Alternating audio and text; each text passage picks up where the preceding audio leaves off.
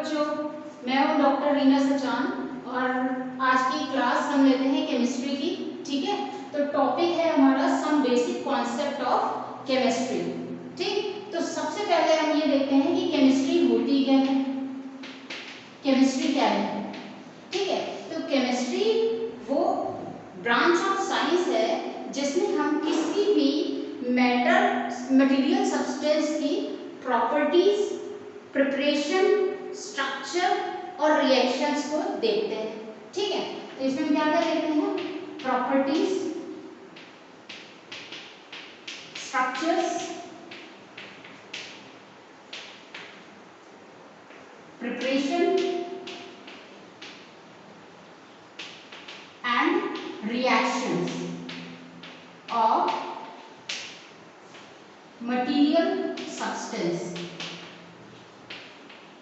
Material substance, तो chemistry वो branch है साइंस की जिसमें हम किसी भी मटेरियल सब्सटेंस की प्रॉपर्टीज, स्ट्रक्चर, प्रिपरेशन और रिएक्शन को देखते हैं। ठीक है, अब नेक्स्ट हमारा आता है कि मैटर क्या है भाई। ठीक है, चलो पढ़ते हैं मैटर क्या है। ये सारी चीजें हम क्लास 10 में पढ़ चुके हैं, बट हम यहाँ पर थोड़ा सा रिवीजन करते हैं। मैटर, ठीक है, मैटर क्या है भाई, एनीथिंग, कुछ भी जो एक स्पेस ऑक्युपाई करे और जिसका अपना एक मास हो। ठीक है, उसको हम मैटर बोलते हैं। तो हम क्या बोल रहे हैं, anything which have mass and occupy the space। ठीक है, उसको हम क्या बोलते हैं, उसको हम मैटर बोलते हैं। ठीक है, नेक्स्ट हम आते हैं कि मैटर की कितनी स्टेट्स होती हैं। तो स्टेट्स ऑफ मैटर अगर हम बात करें, स्टेट्स ऑफ मैटर, तो मैटर आपका 3 तरीके का होता है। ठीक है, 3 तरीके से हमने इसको डिवाइड किया है। पहला है आपका सॉलिड, दूसरा है आपका लिक्विड और तीसरा है आपका गैस। ठीक है, तो मैटर हम इस तरीके से डिवाइड करते हैं। मैटर की स्टेट्स हमारी 3 होती है, वैसे तो 5 होती है। ठीक है, लेकिन मेनली हम ये 3 पढ़ते हैं, सॉलिड, लिक्विड एंड गैस। चलो अब इसकी बात करते हैं कि सॉलिड क्या है भाई, लिक्विड क्या है और गैस क्या है। चलो, तो पहला पॉइंट आता है आपका कि सॉलिड क्या होते हैं हमारे, सॉलिड क्या होते हैं। ठीक है, अब देखो सॉलिड क्या होते हैं, जैसे मान लो कि ये मेरे पास है आपका कोई भी मेटल ले लो, जैसे आयरन है मेरे पास। ठीक है, तो आयरन के जो एटम्स हैं वो कुछ इस तरीके से अरेंज हैं, प्रॉपर तरीके से अरेंज हैं। ठीक है, इस तरीके से, तो हम क्या बोलेंगे कि बहुत अच्छे से ऑर्गेनाइज्ड वे में इसके एटम्स अरेंज्ड है ना। तो ये हो गया आपका सॉलिड पार्ट। अब जब बहुत ही ऑर्गेनाइज्ड वे में अटैच्ड है तो क्या हो गया, इसका मतलब क्या हो गया कि 2 एटम्स के बीच में इंटर जो भी फोर्सेस है, ठीक है, इंटर एटॉमिक फोर्सेस है, वो बहुत ज्यादा होगा। ठीक है, तो इसमें हम क्या लिखेंगे, इंटर एटॉमिक फोर्स मोर, बहुत ज्यादा है। ठीक है, दूसरा हम क्या लिखेंगे, देखो जब इंटर एटॉमिक फोर्स है तो 2 एटम एक साथ बंधे हुए हैं, है ना। अब इनके बीच में अगर हम ध्यान से देखें तो इनके बीच में जो स्पेस है बहुत ही कम है। ठीक है, तो space between the atoms is less, बहुत कम है। ठीक है, तो सॉलिड के केस में हम ये चीजें देखते हैं कि सॉलिड में क्या है हमारा कि इंटर एटॉमिक फोर्स बहुत ज्यादा होगा, जिसकी वजह से क्या होगा, एटम्स आपस में बंधे होंगे। और दूसरा क्या होगा कि इसमें इनके एटम्स के बीच में जो स्पेस है वो बहुत कम होगा। ठीक है, अब चलो हम बात करते हैं लिक्विड की। देखो लिक्विड क्या होता है, सॉलिड के बाद दूसरी स्टेट है हमारी लिक्विड। लिक्विड में जैसे मान लो ये है, ठीक है, इसमें कोई भी लिक्विड है, ठीक, लिक्विड में जो भी एटम्स होंगे वो थोड़ा थोड़ा सा दूर होंगे इस तरीके से, ठीक है, इस तरीके से।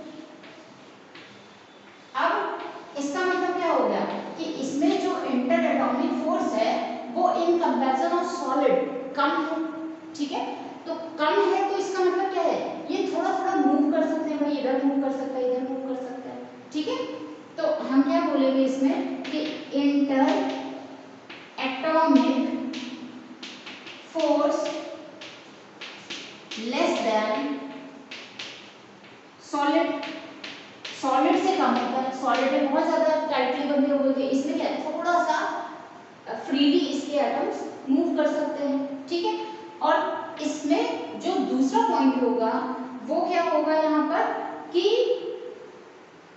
जो भी इंटर एटॉमिक स्पेस है वो थोड़ा सा ज्यादा होगा इन कंपैरिजन ऑफ सॉलिड, तो हम क्या लिखेंगे, इंटर एटॉमिक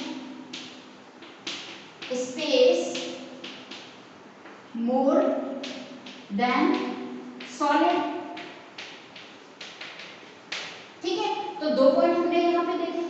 अब जैसे अगर हम इसकी सॉलिड की बात करते हैं तो सॉलिड क्या है आपका कि सॉलिड में एक प्रॉपर डेफिनेट शेप होगी और डेफिनेट वॉल्यूम होगा, ठीक है, तो सॉलिड के केस में डेफिनेट शेप होगी और डेफिनेट आपका वॉल्यूम होगा, ठीक है, लिक्विड के केस में क्या होगा कि डेफिनेट वॉल्यूम तो होगा लेकिन डेफिनेट आपकी शेप नहीं होगी। देखो किसी भी बर्तन में अगर आप मान लो पानी है आपके पास, ठीक है, तो पानी को आप किसी भी बर्तन पे रखोगे तो वो उसी का शेप ले लेता है, तो हम इसमें क्या बोलेंगे कि it has definite volume but not definite shape, definite shape, ठीक है, तो इसमें कोई भी आपका डेफिनेट शेप नहीं होती लेकिन डेफिनेट वॉल्यूम होता है, जिस बर्तन में हम रखते हैं उसी बर्तन का शेप ले लेता है, ठीक है, ऐसा तो सॉलिड के केस में तो नहीं होता। अगर मान लो मेरे पास एक आयरन का टुकड़ा है, अगर मैंने उसको ग्लास में रख दिया तो ऐसा तो है नहीं कि उसका शेप चेंज हो जाएगा, वही रहेगा तो आयरन ही, ठीक है, और ऐसा भी नहीं है कि अगर मैंने मान लो उसको डिश में रख दिया किसी तब भी उसका शेप वही रहेगा, तो हम क्या बोलेंगे कि सॉलिड का डेफिनेट शेप और डेफिनेट वॉल्यूम दोनों होता है, जबकि लिक्विड के केस में क्या होता है कि इसका डेफिनेट शेप नहीं होता और डेफिनेट वॉल्यूम इसका होता है, ठीक है। नेक्स्ट हम बात करते हैं गैस की, गैसियस स्टेट की, गैस, ठीक है, अब देखो जो हमारी गैस होती है, ठीक, उसमें जैसे मान लो कि ये आपका एक कंटेनर है, इसमें गैस है, ठीक है, तो गैस के जो पार्टिकल्स होंगे ना वो दूर दूर होंगे, बहुत दूर दूर होंगे, ठीक है, इसका मतलब क्या हो गया, इनके बीच में इंटर एटॉमिक फोर्स और कम हो गया, इसका मतलब क्या होगा, इसके जो पार्टिकल्स हैं वो फ्रीली मूव कर सकते हैं, ठीक है, तो हम क्या बोलेंगे यहाँ पर कि इंटर एटॉमिक फोर्सेस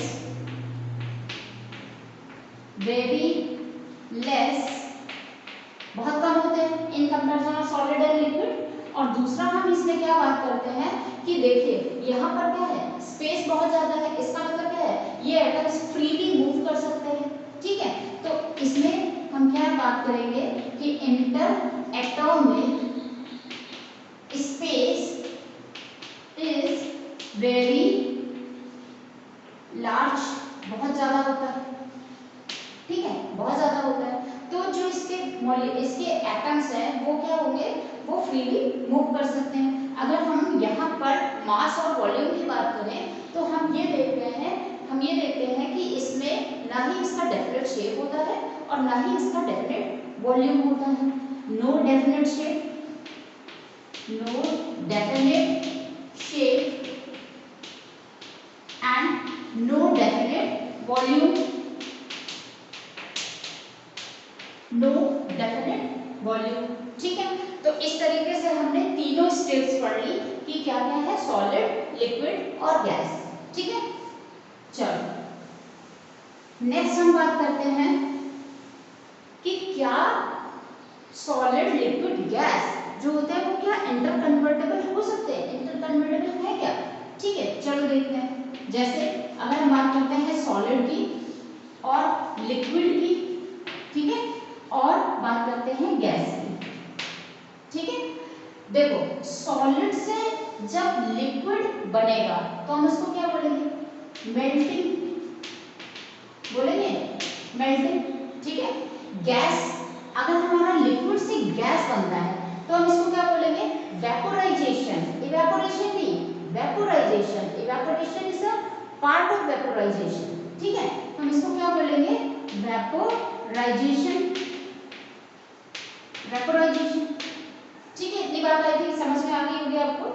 अगर गैस है, गैस से लिक्विड बनता है, गैस को, इसका मतलब क्या है? गैस को हम कंडेंस कर रहे हैं, तो ये क्या हो गया आपका? कंडेंसेशन, कंडेंसेशन, ठीक है। और लिक्विड से अगर सॉलिड बनता है तो हम इसको क्या बोलते हैं? बोलो, फ्रीजिंग, फ्रीजिंग। ये क्या हो गया? फ्रीजिंग हो गया, ठीक है। तो अब आई थिंक हमें ये चीज समझ में आ गई कि सॉलिड से लिक्विड बनेगा तो हम मेल्टिंग बोलेंगे, लिक्विड से गैस बनेगा तो वेपोराइजेशन बोलेंगे, गैस से लिक्विड बनेगा तो कंडेंसेशन प्रोसेस है, और लिक्विड से सॉलिड है अगर तो फ्रीजिंग प्रोसेस है। अगर सॉलिड से गैस बन रही है, ठीक है, अगर हमारी सॉलिड से गैस का फॉर्मेशन हो रहा है तो हम इसको क्या बोलेंगे?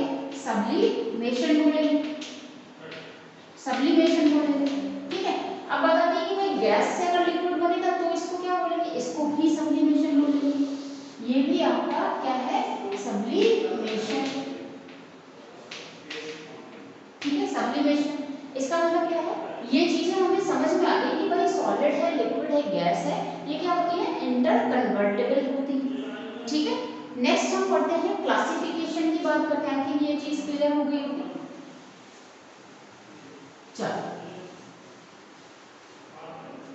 अब हम देखते हैं क्लासिफिकेशन ऑफ मैटर, क्लासिफिकेशन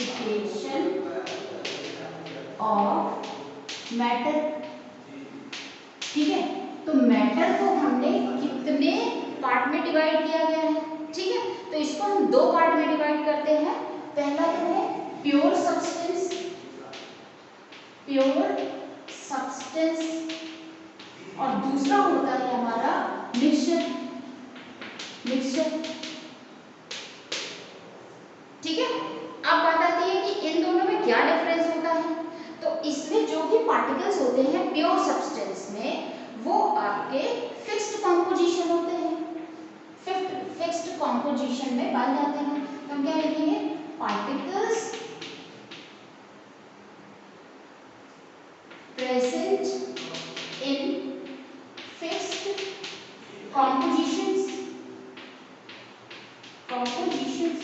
अब ये जो पार्टिकल्स हैं ये हमारे एटम भी हो सकते हैं और मॉलिक्यूल भी हो सकते हैं, ठीक है। एटम भी हो सकते हैं, मॉलिक्यूल भी हो सकते हैं। जैसे अगर हम बात करें कि हमारे पास हाइड्रोजन है, ठीक है।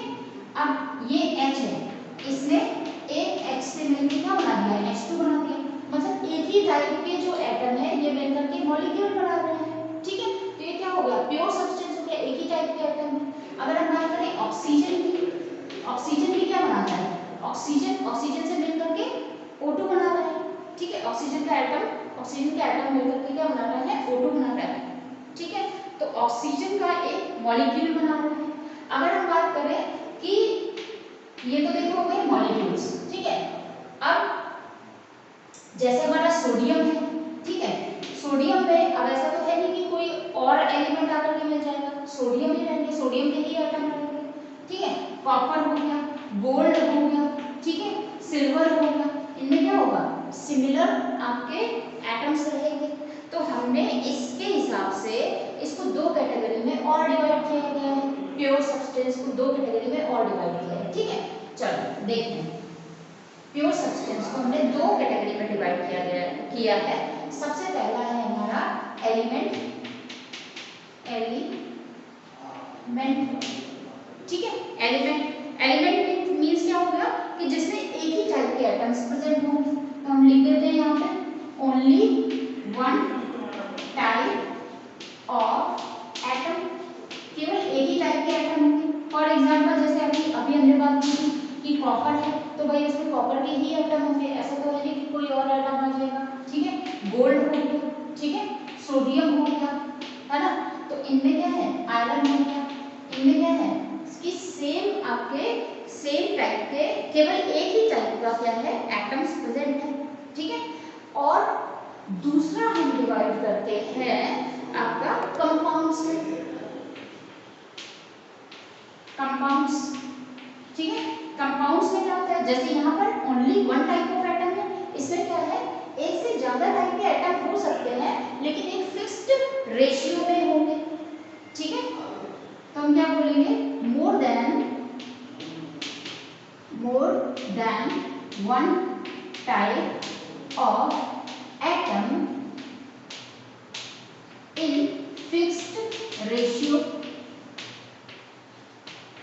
फिक्स्ड रेशियो, ठीक है। इसका एग्जांपल क्या है, जैसे वाटर H2, ठीक है, इसमें हाइड्रोजन के कितने एटम्स हैं, 2, और ऑक्सीजन के कितने हैं, 1, तो इसका रेशियो हमेशा 2:1 रहेगा। चाहे आप वाटर को टैप से कलेक्ट करो, चाहे आप वाटर को किसी भी नहर से ले आओ, कैनाल से ले आओ, या किसी भी रिवर से ले आओ, ठीक है, या ओशियन से ले आओ, रहेगा तो इसका जो भी मॉलिक्यूलर जो भी एटॉमिक रेशियो है वो कितना रहेगा, 2:1 है, तो एक फिक्स्ड कॉम्पोजिशन है, ठीक है। ये चीज आई थिंक क्लियर हो गई होगी, ठीक है। इसी का जैसे एक और एग्जांपल है आपका, फॉर एग्जांपल CO2, बहुत सारे एग्जांपल है।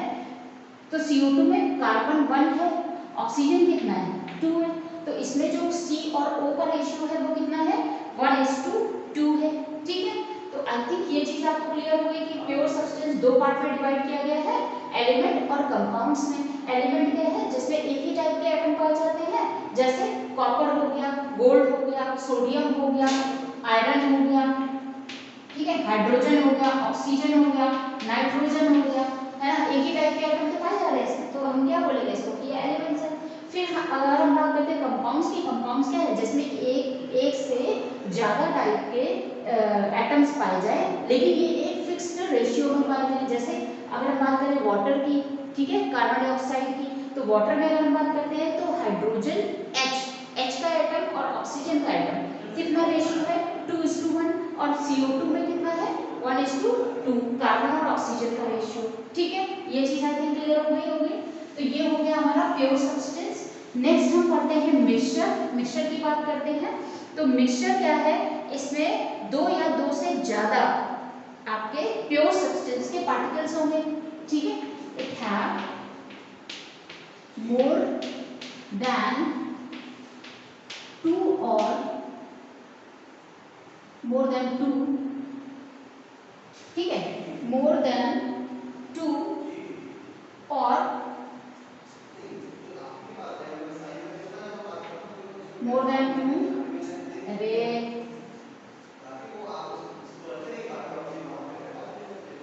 more than 2 pure substance, sorry pure substance, ठीक है।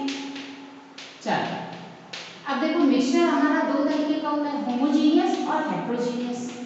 होमोजीनियस और हेटेरोजीनियस, ठीक है। जो हमारा होमोजीनियस हो गया, होमो मींस हो गया मतलब होमोजीनियस मींस क्या हो गया, जैसे अगर हम बात करें कि हम जैसे गर्मी बहुत ज्यादा पड़ रही है तो हमने क्या किया, लेमन जूस लिया, ठीक है। लेमन जूस में क्या है, वाटर है हमारा और लेमन जूस है, ठीक है। शुगर वगैरह भी हम मिला देते हैं, तो इसमें क्या होता है कि लेमन, शुगर, वाटर ये सब इक्वली डिस्ट्रीब्यूट हो गया, तो हम इसको क्या बोलेंगे, होमोजीनियस मिक्सचर, ठीक है। आई थिंक क्लियर हो गया होगा ये चीज, ठीक है।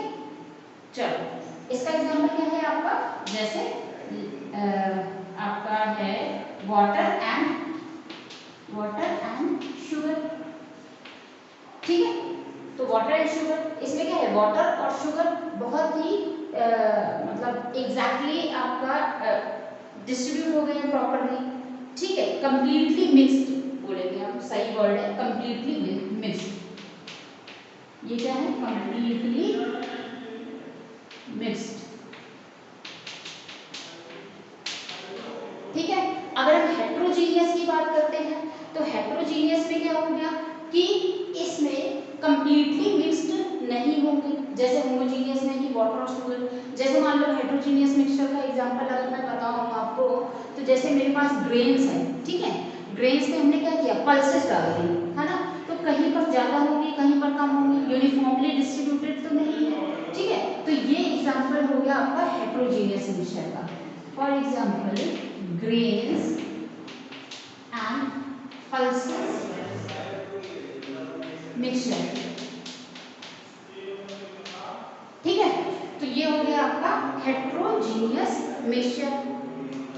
आई थिंक क्लियर हो गया होगा।